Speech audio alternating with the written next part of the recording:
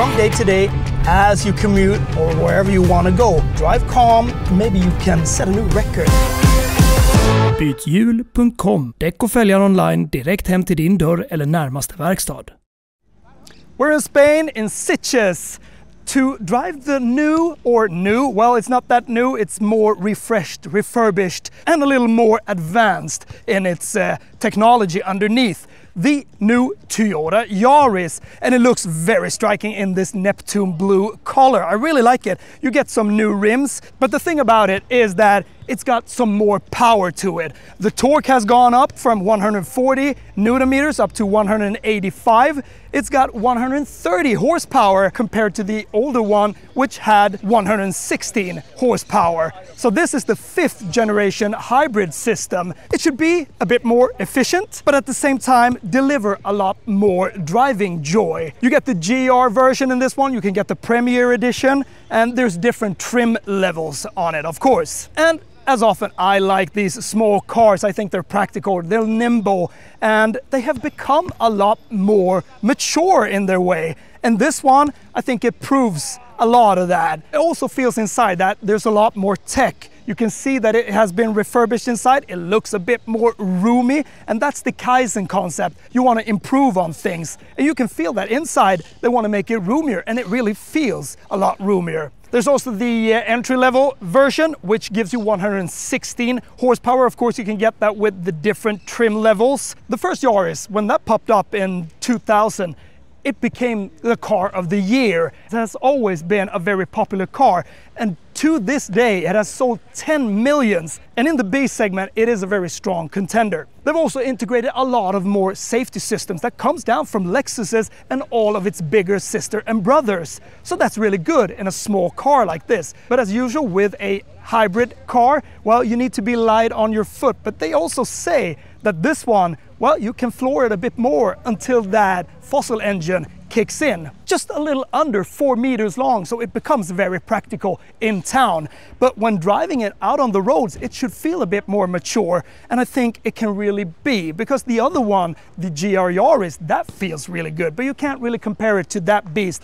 This should be more functional, more for that everyday use, and that you can feel that the comfort is on top here. 4 doors, well, very easy to open, no fuzz about that, not integrated into the doors or something, and I think the shape of it looks rather funky and cute. This is also optional, but it comes in the Premier version and the GR version, this bitone, and together with this Neptune blue, I think it looks really, really neat. Black lines up here, and it expresses some more sportiness. And look at this, you know, I like this almost Japanese manga type of style in the design. So it is a fresh look. Boot space, you can arrange it a bit here. You got a little shelf here, which you can put some stuff underneath. Parcel shelf here, usually remove that immediately. I think this is sufficient. And of course, you can fold these seats forward if you wanna put some more stuff into it. There's also some nice lines on the roof, which looks, you know, a bit futuristic. So it feels like it can last a couple of years more because the design doesn't look outdated.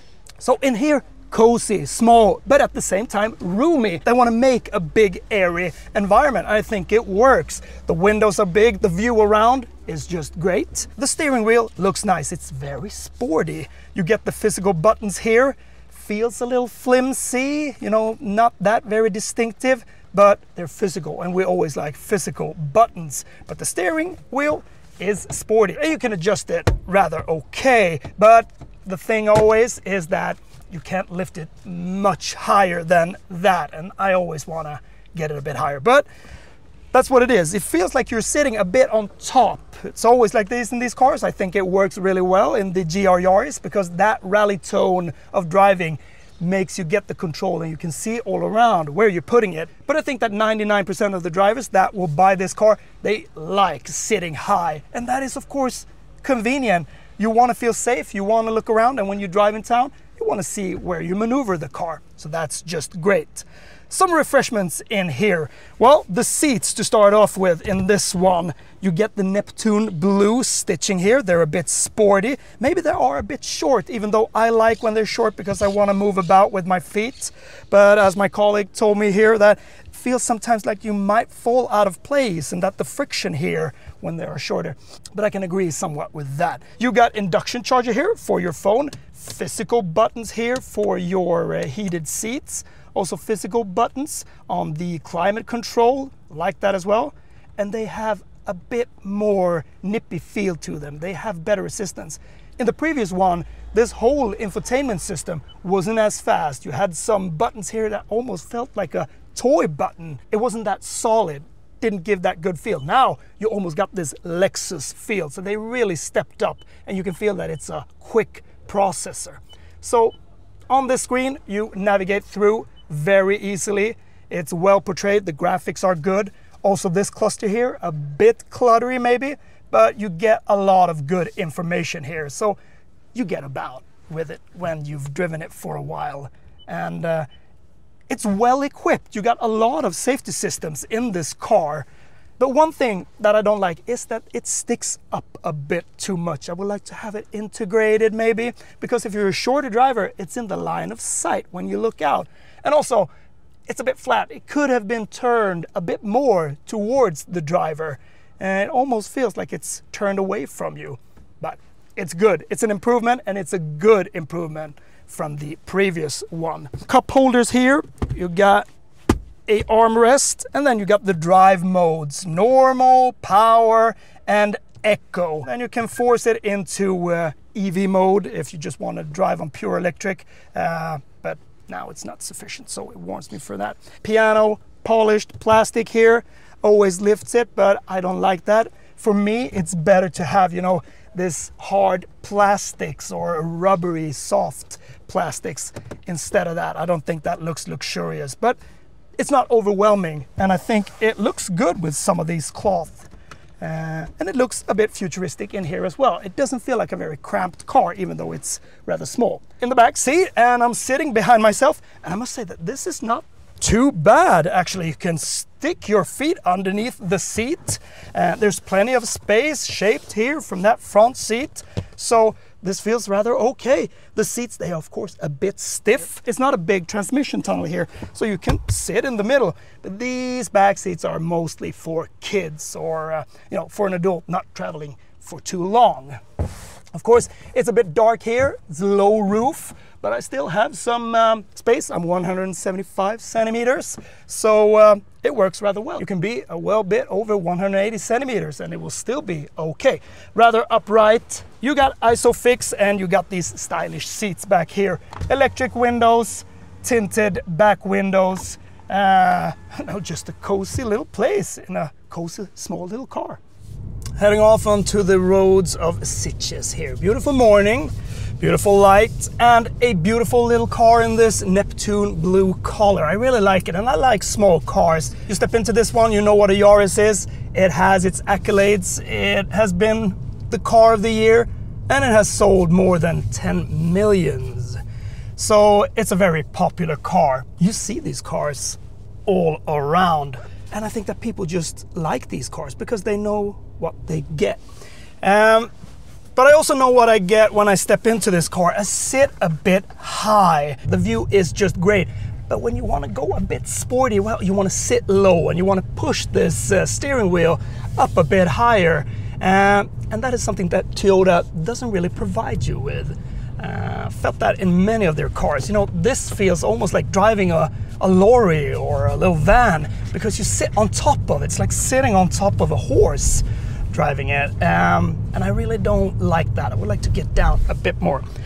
And it's the thing about this, when you step on it a little too much, well, then the engine kicks in again. So that battery, it should be more effective now. And they also said that you can push it a bit more until that engine kicks in. We'll see about that, and I rather doubt that, because every time you come to a bit of an incline, well, then it kicks in. So driving these hybrid cars, it's all about driving them very normal, very gentle, to keep that consumption down, because the consumption is better. And still, I think that 4.1, that is still a bit too much. I would like to have, you know, a combined VLTP figure of under 4. That would satisfy me a bit more. So I think they're still rather thirsty. Once again, we are provided with this CVT gearbox. Rather used to that one now, the character of it. We've been talking about that before, but it just settles in. It works so well. And they've also been talking about that compared to the DSG boxes, this CVT is a lot more reliable. It holds so much more, and that's the thing. You know, you want a gearbox that works, that you don't have any trouble with. And together with this system, you know, they keep on going with it, so why not? So I just missed the exit here because I'm blathering about, but the thing is that I shouldn't miss it because this big screen here, it is rather big. I would like to have it, you know, a bit more centered, leveled with the dashboard. It's a bit too big and it takes your attention. In some way it can take your attention in a good way, but also it draws your attention a little to it. I think it's in the way. If you're a bit shorter, well, then it's in the window line. Can be a bit annoying. They could have pushed that down a bit more. And the steering input, well, you know, a small car like this, they are predictable. You know, when you start to slide, well, it's so easy to correct. It's also been updated to when there is a sharp bend, the steering angle is supposed to adjust it a bit. Here comes a little turn, so hang on. Let's just push it a little. I don't know if it's power we're driving in, but you know, it's composed. It's composed. And it is rather fun. You can feel that it has a little more acceleration to it. It is a bit more nippy. From 116 horsepower to 130 horsepower. In this one, it really works. But immediately, taking some of the first turns a bit quick feels a lot more planted, a lot more mature, and a little bit more sporty. So this has grown up a bit. It's very difficult to compare it to the GR Yaris, which is hardcore. You know, that's a totally different beast. But it has a bit better tone, being a bit more predictable. And when you can feel that a car is a bit more mature in its driving ability is when you don't need to retake. And you can just keep the line. I think you can do in this one. Feels all right, but this is not the way you should drive this car. But if you're on a road like this, why not? You should be able to feel that it's there, and I think it really grips good. You can feel that a small car like this, pushing it rather hard, a bit over the limit, it starts to understeer, it starts to scream, and it starts to get a bit stressed. But this one, very light. The steering is very light, so it's not that much of connectivity to the road, but it's enough. A car like this should be comfortable to drive. You see, I don't think you can turn anything off here, but look at that. As usual, you can only turn off the traction control, not the electronic stability program. That's a bit of a shame, because what happened there? Well, it started to throw its back out, and that is so much fun. Short wheelbase, you can have some fun, but it's so easy to correct. And on these roads, they're just perfect. If you want to be a bit sporty. That grown-up feeling and how it takes some of the turns depends a lot on what type of tires you have, the profile on them are, what brand, of course. But together with this chassis, this feels more than enough for a regular small B car to throw around. So it starts to nudge that sporty feel a bit more. Now you got some different modes. You got normal mode, you got power, and you got Eco, and of course Eco is the one that you will drive in mostly to be as efficient as possible. So the consumption is about 4.1 liters per 100 kilometers, up to 5.1 I think. But that's the competition. That's what you can get yourself into when driving some of these cars from day to day as you commute or wherever you want to go. Drive cautiously, drive calm, and maybe you can set a new record for every new day that comes. It becomes fun. At the steering wheel, you get a good grip. It looks rather nice. You got the physical buttons here. This car should be comfortable to drive. And even when you get into sporty mode, well, it doesn't, you know, like firm up or anything. I think it swallows the unevenness in the road, and also when it's a bit beat up, the road, when there's some dents in the road, well, it's a rather quiet cabin. And now we're driving on, I mean, completely new road here. It's just smooth as butter, and it's extremely quiet. You know, in a world of acceleration figures that are low, low, and low in this electric era, that becomes a bit, you know, mainstream and a bit boring talking about. And that's what it is. And 9.2 in a car like this, well, are you in more of a hurry than that? Well, you really aren't, even though it might be fun to have some acceleration. And of course, in some regards, it can be reassuring and also a bit secure when you need to overtake. So that's also what they've been talking about here. 7.5 seconds overtaking at the speeds of 80 to 120 kilometers. So that has been improved, and of course that's due to the torque that has been lifted from 140 Newton meters up to 180 Newton meters.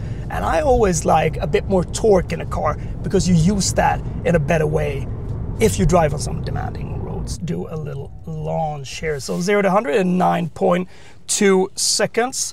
We have it in power. Should we build up some momentum?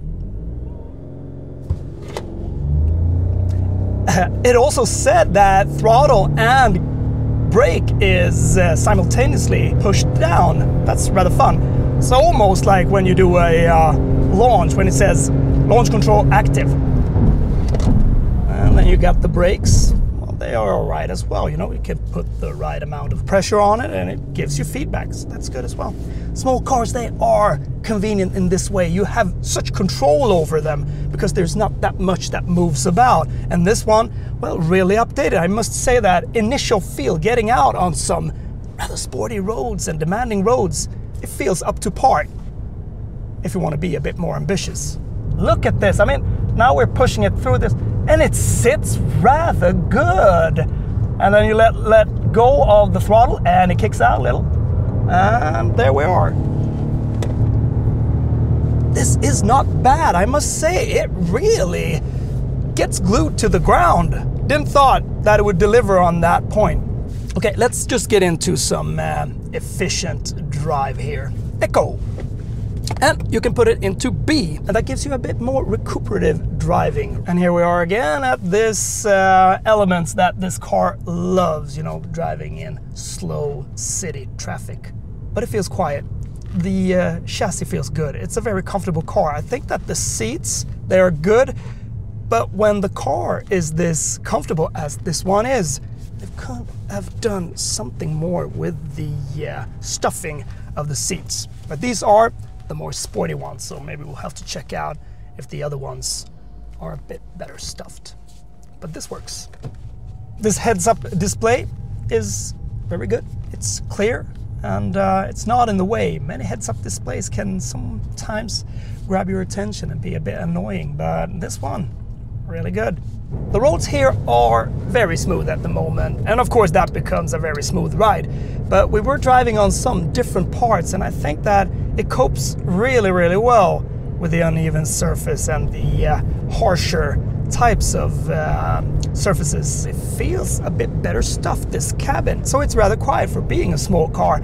But nowadays, small cars, they've become a lot more quiet. They're not like in the olden days when it was really shivering all about and you could hear so much noise. But this is a proof that they're really on top.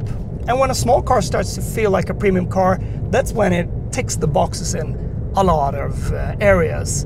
And that means that the chassis feels good, that the steering feels good, that it doesn't feel stressed. Well, that's in my book. But that is important because sometimes you want to have a small car that is not intended to be sporty, but that you can always grab by the scruff of the neck and push a bit harder.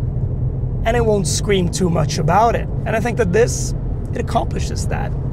Now we want to get a bit more sporty. We felt that the sportiness in the regular one with the 130 horsepower was rather good. You know, the initial steer and all of this worked well, but I want to try out this GR Sport trim line. Now you get 18-inch alloys and a bit lower dimension, which should give it even more crispy, sporty feel. So let's see how that feels. Interior-wise, well, the seats are more sporty. You know, this is GR seats. They could sit in any GR or Gazoo racing product from Toyota. And also the steering wheel. Feels a bit slimmer, and you got some of these vented, dotted holes here. I like this steering wheel. It's cool. And every time something feels a bit more sporty in its looks, well, then you get a bit more engaged as a sporty driver. So why not? You elevate that feeling, and that is great. You can feel that it is a bit more shaky, the chassis here. Now we're driving on some uneven surface and some sewer lids, and it hits through in a different way. But also, you get this white, gray, red cluster colors here. That makes you feel that you're sitting in a much sportier car than it really is. It feels like it's a very grippy car. Yeah. A lot more grip there. Doesn't understeer at all, almost. You can push this one a bit. I like it. A bit more noise. Now we're driving 120 kilometers approx. You can drive that here, it's okay. A lot more road noise, but the wind noise, not bad. And small cars and low cars, they don't tend to have that wind noise as in bigger ones. So driving on the motorway in a car that feels a bit better set up in its chassis can be very quiet, because this car is quiet and it isn't that much wind noise. So comfortable. But this GR Sport, you can feel that there is a lot more noise from underneath, from the tires. And then you kick down. The top speed of this car is what? 175 kilometers an hour or something. Sure. But it's stable, 150. Feels good. You know, you don't need to retake it, as I said before, and even less in this one. Some nice bends here. It really grips, and it grips even better, of course. So this almost gets a tendency of becoming a medium GTI car in some way, when you want to push it like this. But the engine and 130 horsepower, well, it doesn't really line up to become a GTI car. It did what I expected it to do. It gripped a lot better. So this GR Sport trim level, sure, if you want to go for a bit sportier look, I think it's more for the sporty look. If you're very anxious about that, how it looks, it needs to look a bit sporty and not too tame, then this one is of course for you. But at the same time, if you like to drive, you know, at some point a little sportier, then you got a car that can provide you with a little more edge. Still, you know, what do you want to achieve with it? You know that there is a GR Yaris. Sure, it's a lot more expensive, but that is hardcore. So if you want to take it to that level and really drive it hard and become a good driver, use it all year around and have a lot of fun, then that's a lot of fun in a box. This one, well, to me, it's almost ridiculous getting this pack. I would just go for the normal one, because that is just enough. And it was such a subtle ride. This one is a bit more harsh, but it will be too harsh for most of the time. And that time won't be driving quick.